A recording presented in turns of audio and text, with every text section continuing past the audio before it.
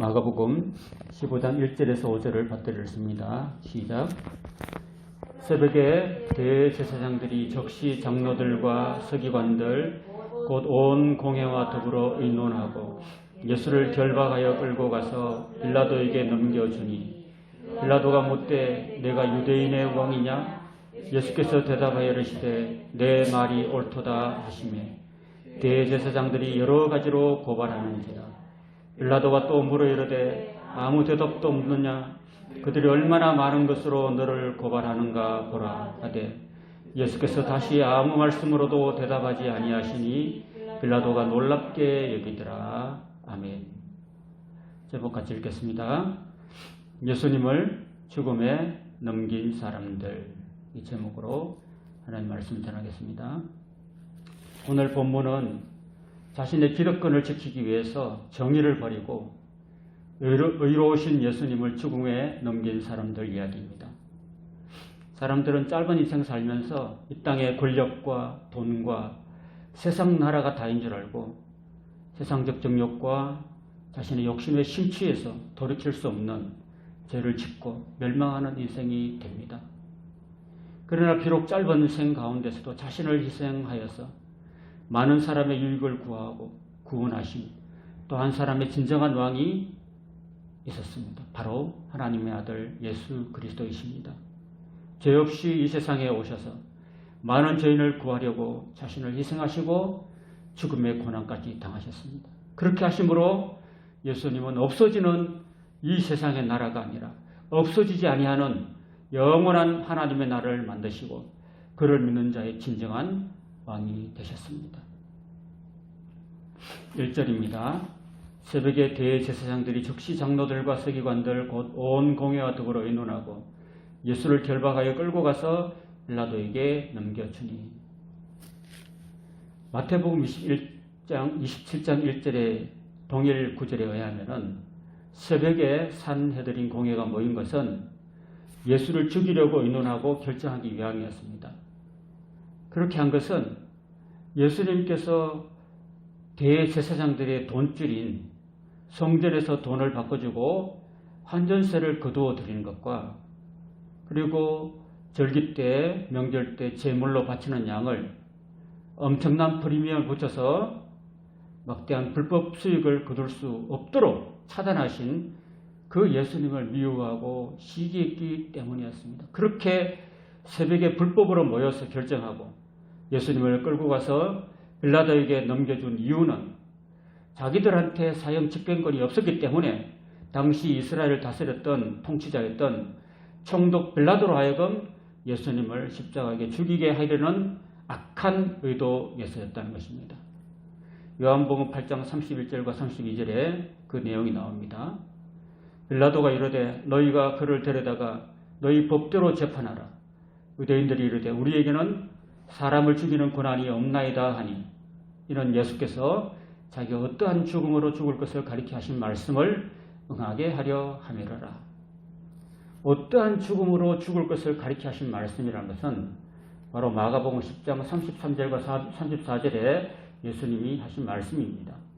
보라 우리가 예루살렘에 올라가노니 인자가 대제사장들과 서기관들에게 넘겨지매 그들이 죽이기로 결의하고 이방인들에게 넘겨주겠고. 여기서 이방인들은 당시 식민지 이스라엘을 다스렸던 최고 통치자였던 총독 빌라도와 그에 속한 로마 군인들을 말하고 있습니다. 그들은 능욕하며 침뱉으며 채찍질하고 죽일 것이나 그는 3일 만에 살아나리라 하시니라.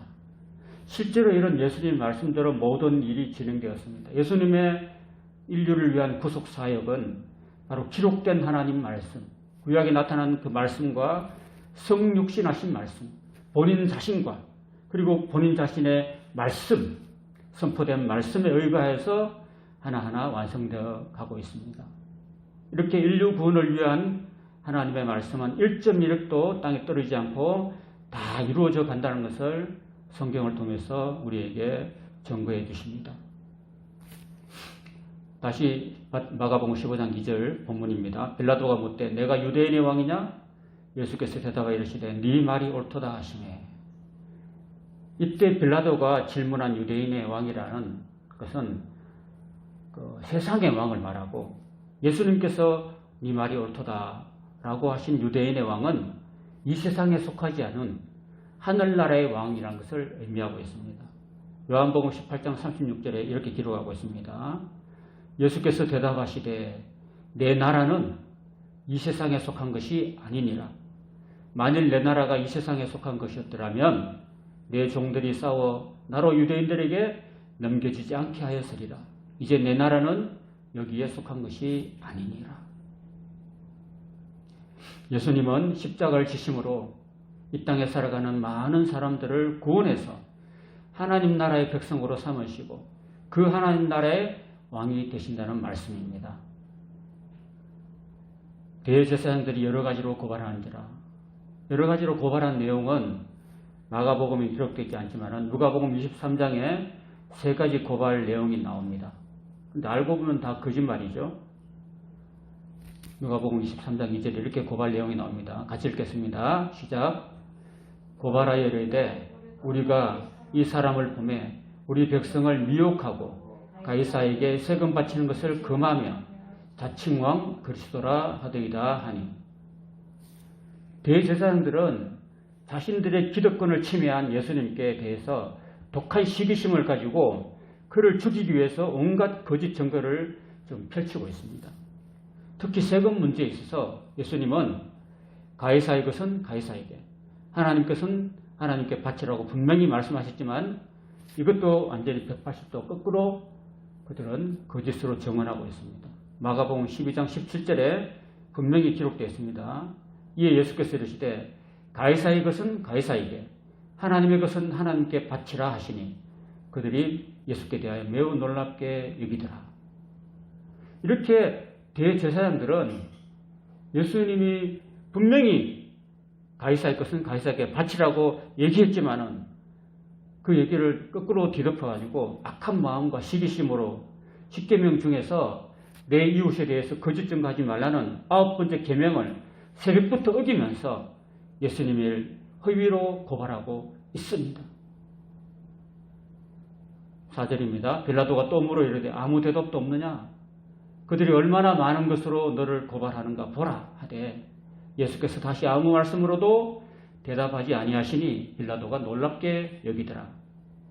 여러분, 일반적으로 대부분의 죄수들은 이런 상황에서 조금이라도 자신의 형량을 감하기 위해서 이런저런 없는 것까지도 다 자기 변호를 펼치는 반면에 예수님께서는 마치 들꺾는 어린 양이 잠잠하신 것처럼 전혀 자신의 무고함을 밝히려고 하지 않으시고 끝까지 침묵하시는 모습을 보여주십니다. 그것은 예수님 자신이 스스로 십자가의 죽음과 부활의 길을 선택하심으로써 인류의 죄를 사하시고 인류를 구원하시려는 하나님께서 보내신 자신의 사명을 끝까지 완수하기 위함이었다는 것입니다. 만일 이때 예수님께서 입을 열어서 자신의 무죄를 증명하셨다면 그는 빌라도로부터 얼마든지 풀려날 수 있었겠지만 그렇게 되면 인류 구원의 사명은 영영 이룰 수 없다는 것을 아셨습니다. 그래서 잠잠하신 것이죠. 그렇기 때문에 우리는 잠잠하시고 그리고 끝까지 침묵하시고 스스로 십자가의 길을 선택하신 어린 양 되시고 구원자 되신 우리 예수님을 위하여서 예수님께 영원 무고토록 구원의 은혜와 사랑에 우리는 진정한 감사와 찬양을 이 세상과 오는 세상에서 늘 올려드려야 하는 것입니다. 6절입니다. 명절이 되면은 백성들이 요구하는 대로 최소한 사람을 놓아주는 전례가 있었습니다. 우리나라로 말하자면은 대통령에 의한 광복절 특사에 해당될 수 있습니다. 밀란을 꾸미고 그 밀란 중에 살인하고 체포된 자 중에 바라바라 하는 자가 있는지라. 이때 밀란이라는 식민지 백성인 유대인들이 로마의 국정에 항거해서 이스라엘의 자유와 독립을 정치하기 위해서 군사를 일으켜서 동기에서 로마 군인을 죽이는 내란을 혁정한 사건을 말하고 있습니다. 그 내란의 주동자가 바로 바라바였다는 것입니다. 우리가 나아가서 전례대로 하여 주기를 요구한데 빌라도가 대답하여 이르되 너희는 내가 유대인의 왕을 너희에게 놓아주기를 원하느냐 하니 이는 그가 대제사장들이 시기로 예수를 넘겨준 줄 알미러라. 그러나 대제사장들이 무리를 충동하여 도리어 바라바를 놓아달라 하게 하니. 이것은 성경 안에 기록되어 있지 않지만은 제 추측으로는 이렇습니다. 아마 총독의 법정에서 빌라도가 잠깐 볼일 보러 자리를 비운 사이에 대제사장들이 무리들에게 이런 말로 충동했다고 저는 생각이 됩니다. 이렇게 아마 말했을 것입니다. 여러분 잘 들으십시오. 엿새 전에 예루살렘에서 호산나 하며 메시아로 입성하신 이 예수라는 사람은 우리가 6일 동안 지켜봤지만 지금까지 이스라엘 나라를 회복하기 위해서 아무런 일도 하지 않고 있어. 우리가 기대했던 우리의 원수였던 로마 군대도 몰아내지 않고 이스라엘을 회복하는 일도 지금까지도 하나도 하지 않았지 않습니까? 그러니 이 사람은 이스라엘 회복하는 메시아가 아닌 것이 분명합니다. 그러나 저 바라바는 비록 밀란을 일으켜서 실패는 했어도 분명 우리나라의 독립을 위해서 밀란을 일으켰으니 저 바라바가 예수보다 더 민족적이고 애국자인 것이 분명합니다. 그렇지 않습니까? 그러니 바라바를 풀어달라고 합시다, 여러분. 그렇게 했다는 것입니다. 그러니까 여기저기서 무리들이 듣고서 옳소 하면서 바라바를 풀어줍시다. 바라바를 풀어달라고 합시다. 그렇게 된 거죠. 12절입니다. 빌라도가 또 대답해 이르되 그러면 너희가 유대인의 왕이라 하는 일을 내가 어떻게 하랴? 그리고 잠시 볼일 보러 자리를 비우고 돌아온 빌라도가 다시 무리들에게 이렇게 말한 이유는 무리들이 예수님을 참 선지자로 여겼기 때문에 당연히 예수님을 놓아달라고 할 줄 알았어요. 그렇지만 이미 대제사장들에게 충동된 무리는 정반대로 말하고 있습니다. 우리 13절 읽겠습니다. 그들이 다시 소리 지르되 그를 십자가에 못 박게 하소서. 14절입니다. 빌라도가 이르되 어찌미냐 무슨 낙한 일을 하였느냐 하니 더욱 소리 지르되 십자가에 못 박게 하소서 하는지라. 더욱 소리를 질렀습니다. 누가복음 23장 23절에 이렇게 이야기하고 있습니다. 그들이 큰 소리로 재촉하여서 십자가에 못 박기를 구하니 그들의 소리가 이긴지라. 소리가 이겼다고 이야기합니다.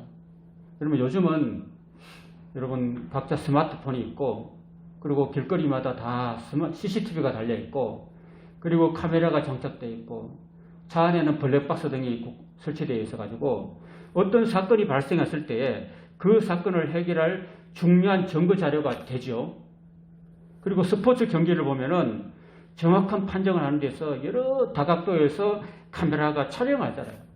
그래서 다시 그 카메라를 다시 되돌려 보고 그러니까 VAR을 신청하면은 결정적인 그 자료를 우리가 볼 수 있는 것이죠. 그러니 지금 시대는 전혀 소리칠 필요가 없는 것이죠.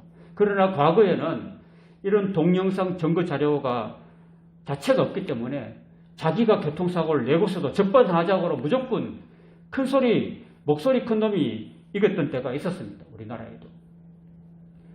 마찬가지로 당시에 문명이 발달하지 못했던 예수님 때도 예수님 말씀을 녹음하거나 녹화할 수 없었기 때문에 오직 사람의 기억에 의존할 수밖에 없는 상황에서는 온갖 거짓 증거가 난무했다는 것입니다. 그리고 목소리 큰 놈이 이기는 상황이 자주 발생했다는 거죠. 지금 예수님을 십자가에 못 박게 하라는 것도 분명 무리의 목소리가 이긴 그런 예였습니다. 15절 빌라도가 무리에게 만족을 주고자 하여 바라바는 놓아주고 예수는 채찍질하고 십자가에 못 박히게 넘겨주니라.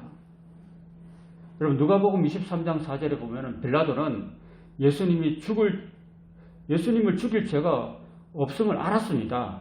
그리고 마가복음 15장 10절에 보면은 이것은 대제사장들이 예수님을 시기해서 억울한 누명을 씌워서 죽이려고 하는 것도 알았습니다. 그리고 마태복음 27장 19절에 하면 빌라도는 자기 아내가 있었거든요. 이 유월절 기간이 한 7, 8일 됐기 때문에 원래 가이사랴의 총독의 관제가 있었지만은 예루살렘의 그 밀란을 방지하기 위해서 자기 부인과 함께 군병들을 데리고 그 예루살렘 성내에 있는 안토니오 그 성체에서 머물고 있었습니다. 근데 그 아내가 예수님께서 지난밤에 겟세마네에서 밤을 지새우면서 땀방울 핏방이도록 기도하는 그 순간에 빌라도의 아내는 잠을 잤잖아요. 잠을 자면서 꿈을 꿨는데 그 꿈을 꾸면서 예수님이 정말 어르신 분이라는 것을 알았어요. 그리고 그 어르신 예수님을 총독인 자기 남편이 예수를 사형에 넘겨주는 그런 꿈을 꾼 거죠. 그래서 그 자기 남편이 큰 죄를 짓는 것을 몹시 안타까워했고 그 때문에 꿈에서도 애를 많이 썼습니다. 그래서 사람을 보내어서 예수님을 죽음에 넘기지 않도록 간곡히 부탁까지 했다는 것입니다. 그러나 빌라도는 유대인이나 왕이라 하는 예수를 놓아주면은 가이사의 충신이 아니라는 그런 유대인의 말에 흔들렸습니다. 유대인들이 자신을 로마 원로원이나 로마 황제에게 고발하면은 자신의 총독 자리가 위태해질 것을 염려하고 두려워했었습니다. 그래서 빌라도는 자신의 안위를 위해서 그리고 무조건 소리치는 무리를 만족시켜주기 위해서 죄 없는 예수님을 십자가에 못 박히게 넘겨주고 만 것입니다. 그는 정의로운 선택을 하지 않았습니다. 이 일로 인해서 본디오 빌라도는 오고 오는 세대의 가장 비열한 재판자라는 전초의 오명을 남겼습니다. 오늘 우리가 예배 시간에도 사도신경을 우리가 고백하면서 본디오 빌라도에게 고난을 받아서 십자가에 못 박혀 죽으시오. 우리 이 땅의 지구상의 모든 예배 처소에서 사도신경을 외울 때마다 지구상의 모든 사람들이 본디오 빌라도에게 고난을 받았다고 이렇게 고백하고 있지 않습니까? 아마 빌라도는 아마 지금 죽어서도 정말 귀가 따갑도록 이 소리를 듣고 있는 것입니다. 말씀을 정리합니다. 자신의 기득권과 안위를 지키기 위해서 그리고 자신의 목적과 뜻과 다르다고 예수를 죽인 사람들이 오늘 본문에 나왔습니다. 다시 말씀을 정리하자면 먼저 대제사장들입니다. 예수님께서 성전 청결을 행하심으로써 자신들에게 들어오는 부수입들, 막대한 그런 엄청난 그런 부당 이득들을 침해받았다고 그들은 여겼습니다. 그래서 대제사장들은 회개하고 주님의 말씀을 따라서 하나님의 성전을 바르게 성결하게 세우기보다는 오히려 자신의 기득권에 침해를 끼친 예수를 잡아 죽이고 다시 성전을 강도의 소굴로 만들므로써 예루살렘의 멸망을 자초하였다는 것입니다. 두 번째 빌라도입니다. 자신의 안위를 위해서 예수님의 죄 없음을 분명히 알고서도 무리의 그 소리에 눌려서 예수님을 십자가의 죽음에 넘겨주고 말았습니다. 그래서 그는 천추의 오명을 스스로가 자초했다는 것입니다. 세 번째 무리들입니다. 불과 여세전만 해도 예수님을 향해서 막 종려나무 가지를 흔들면서 호산나를 외쳤던 이 무리들이었습니다. 그런데도 일주일이 안 되어서 예수님을 십자가에 못 박게 하소서 외치는 그런 돌변한 미친 사람들이 되고 말았습니다. 그 이유는 예수님이 자신들이 기대했던 정치적 메시아의 기대를 충족시켜주지 못하게 됐다는 것입니다. 그래서 예수님을 십자가에 못 박으라고 소리치면서 저돌적으로 돌변했다는 것입니다. 심지어 이들은 빌라도가 물을 가져오라. 그 빌라도는 예수님을 살려주고 싶었죠. 그러나 무리들이 끝까지 예수를 십자가에 못 박으라고 소리치는 바람에 도저히 그들을 당할 수 없어서 빌라도는 물에 손을 씻고서 나는 이 예수의 피에 대해서 나는 무죄하다. 너희들이 당하라고 했습니다. 그러자 그 유대인들은 이렇게 말했습니다. 그 피를 우리와 우리 자손에게 돌릴지어다고 이렇게 외쳤다는 것입니다. 그 결과 자신들과 자신들의 후손에게 무섭고 처참한 일을 당하고 말았습니다. 이것이 바로 역사가 증거하고 있는 것입니다. 다시 한번 본문 마태복음 27장 24절과 25절 같이 읽겠습니다. 시작. 빌라도가 아무 성과도 없이 도리어 밀날이 나려는 것을 보고 물을 가져다가 무리 앞에서 손을 씻으며 이르되 이 사람의 피에 대하여 나는 무죄하니 너희가 당하라. 백성이 다 대답하여 이르되 그 피를 우리와 우리 자손에게 돌릴지어다 하거늘. 그 피를 우리와 우리 자손에게 돌릴지어다고 했다는 그 말이 무서운 말이었습니다. 그 결과 예루살렘이 AD 70년에 로마의 티투스 장군에 의해서 완전히 파괴되고 멸망하고 말았습니다. 그때 모였던 예루살렘 그 디아스페라 유대인들이 100만 명이나 되었다는데 다 그 로마에서 죽임을 당했다고 합니다. 그리고 이후로 1948년 8월 이스라엘이 재건국될 때까지 유대인들은 나라 없이 온 땅에 떠돌면서 온갖 천대를 받는 그런 디아스포라 민족이 되었습니다. 그리고 2차 대전에 독일 히틀러에서 유대인이 대학살을 당했습니다. 지금 예루살렘에 가보면요, 야드바셈이라는 곳이 있습니다. 우리가 여기 봉계동에 가면은 제주 4.3 공원이 있잖아요. 거기 저도 가봤는데 그 안에 가면은 1시간에 걸쳐서 봐도 다 못 볼 정도로 많은 자료들이 있습니다.